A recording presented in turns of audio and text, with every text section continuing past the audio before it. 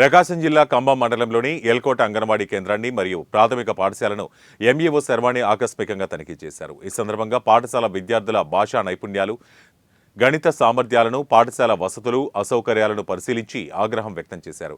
చదువులో వెనకబడిన విద్యార్థులపై ప్రత్యేక దృష్టి సారించాలని, బోధనాపకరణాలను వినియోగిస్తూ బోధించడం ద్వారా విద్యార్థులలో ఆసక్తిని, గ్రాహక శక్తిని పెంపొందించవచ్చని తెలిపారు.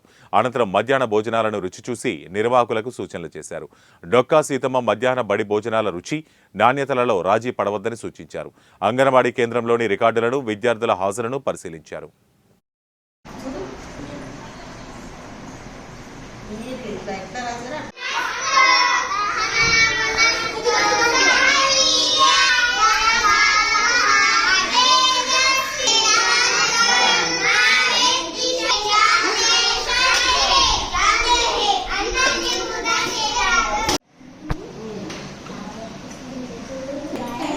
మొత్తం చదవండి.